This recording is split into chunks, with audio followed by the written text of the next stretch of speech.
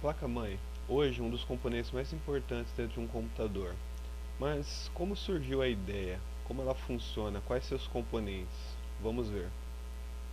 Para entendermos o conceito de placa-mãe, vamos voltar até a década de 70, onde os computadores eram na verdade blocos. Blocos gigantes, pesados, massivos, onde para fazer uma alteração de hardware ou de software era necessário soldar novas peças, alterar circuitos impressos, colocar fitas DAT e toda aquela maluquice toda de antigamente. Em 1982, a IBM propôs o conceito de placa-mãe, que o objetivo basicamente era integrar várias funcionalidades em uma única placa de circuito impresso.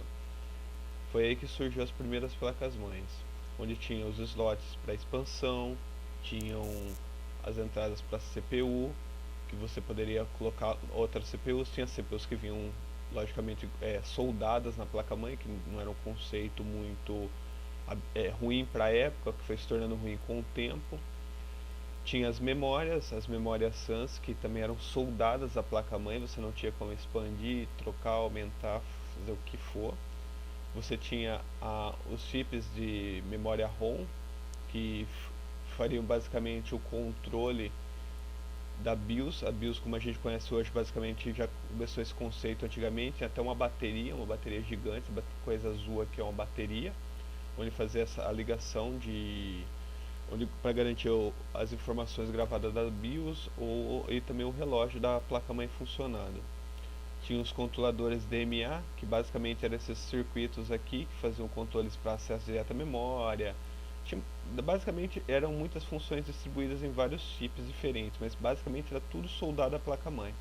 Uma das coisas legais que já surgiu nessa época foi o próprio speaker, que já na primeira proposta de placa-mãe já foi integrado o speaker já ser direto na placa-mãe, que é aquele sonzinho irritante quando o computador liga, ou quando o computador trava, ou quando você está fazendo alguma coisa que não deve, ficar aquele bip, bip, bip, é responsabilidade do speaker.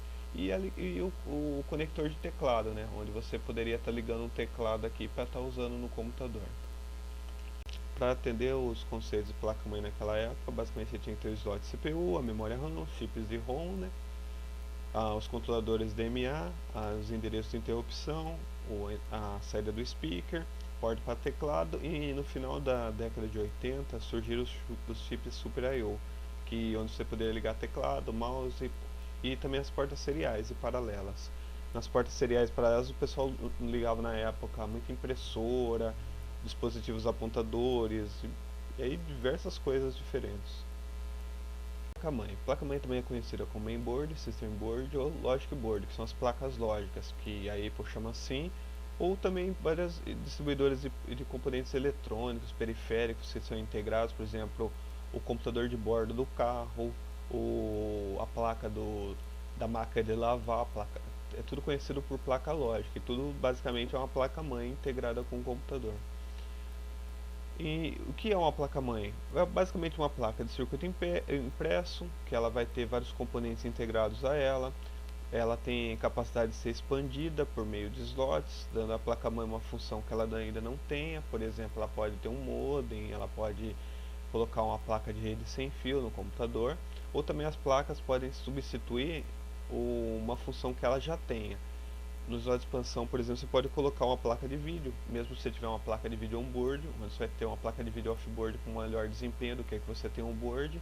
Então isso acaba facilitando a ampliação e melhorando o desempenho do seu computador através dessas expansões. Comprar um computador, o principal componente que eles olham é o socket. Encaixa o processador tal, então eu vou criar essa placa-mãe. Basicamente é um lugar onde você vai encaixar o processador. Você vai levantar o bracinho, encaixa o processador, desce o bracinho e trava o processador aqui. É aqui que o processador é ligado à placa-mãe.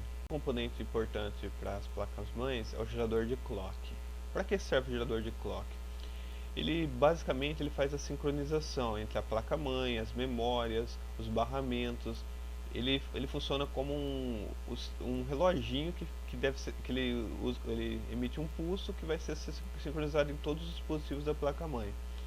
Basicamente, o clock é gerado por esse cristal aqui, esse componente cinza aqui, ó, esses desenhos, ele é um cristalzinho, um cristal de quartzo, que ele emite um pulso de alta frequência, em megahertz, absurdo a pulsação dele.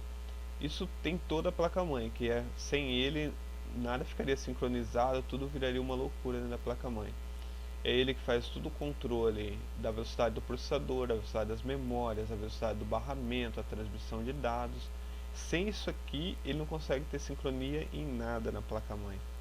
A expansão que a placa-mãe possui pode ser considerado os slots de memória, que eles podem ser SIM, DIM, DDR, DDR2, DDR3, como é usado atualmente.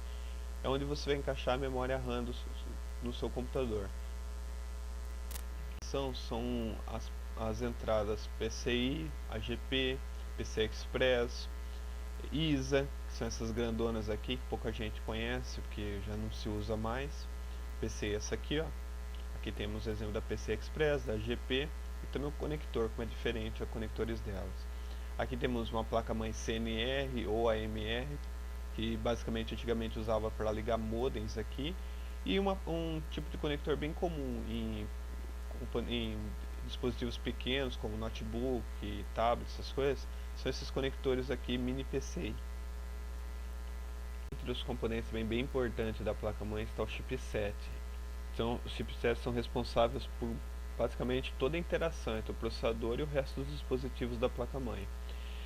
Os chipsets são divididos em dois. Tem o chipset norte, que vai fazer o controle de memória, e ele trabalha com uma frequência mais alta que o chipset sul, por exemplo, porque ele precisa fazer a transmissão de dados de memória, ele precisa fazer controles de informações que são trocadas entre o processador e as memórias, e tudo mais. E tem os controladores SU. O controlador SU basicamente ele serve para controlar periféricos ou dispositivos que ele tem uma velocidade um pouco mais lenta. Por exemplo, ele vai controlar barramentos PCI, barramentos ISA.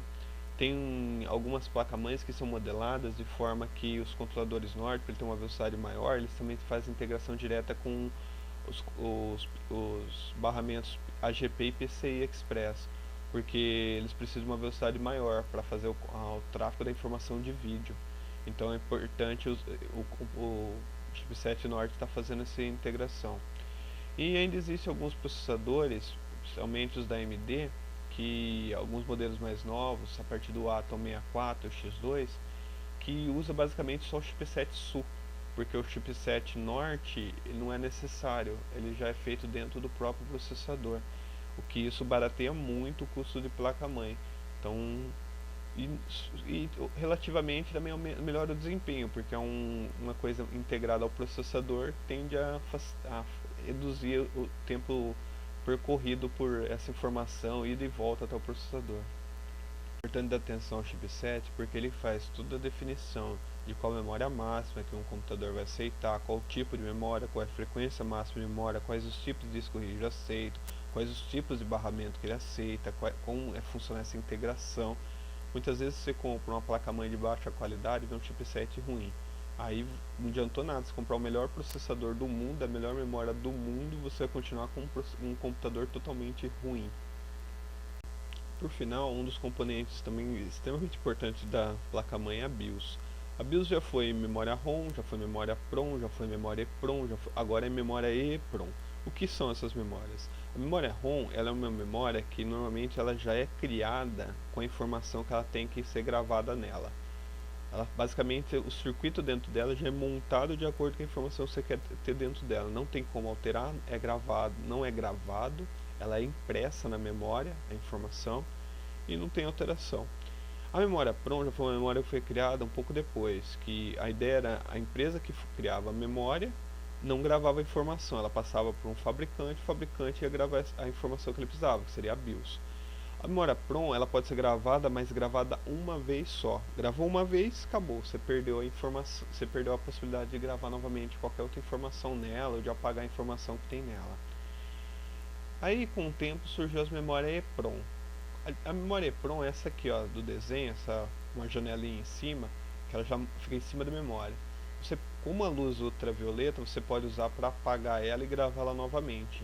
Então ela já se tornou um pouco mais interessante. Algumas vezes aconteciam erros durante a gravação da memória, você não perde a memória, simplesmente apaga e grava de novo. Ou até mesmo você poderia estar fazendo a atualização dela, que existiam antigamente kits para você fazer atualização de BIOS, que era memória EEPROM. O que não deu muito certo por muito tempo não, que sempre ocorriam vários deslizes e acabavam em grandes problemas. Hoje em dia a gente usa a memória EEPROM, que basicamente é uma memória que ela consegue ser gravada e apagada depois com um pulso elétrico. Então você pode apagá-la totalmente e gravá-la totalmente novamente. Essas são as memórias mais usadas hoje para BIOS. A BIOS, basicamente, o que ela vai fazer? Ela tem que controlar toda a inicialização do computador, mas a parte mais importante dela é fazer a integração entre todos os dispositivos disponíveis na placa-mãe com o próprio computador em si, integrar toda essa estrutura. Ela tem que identificar o processador que está nela, ela tem que saber como fazer para passar essa informação do chipset, pegar a informação que está na memória, passar pelo chipset e para o processador, qual é a frequência que vai trabalhar essa informação.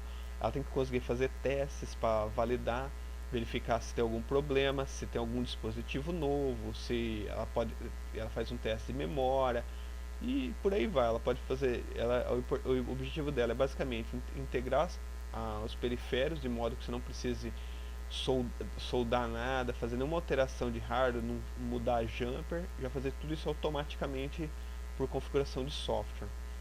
E realizar os testes na inicialização do computador, ver se está tudo funcionando como devia estar funcionando.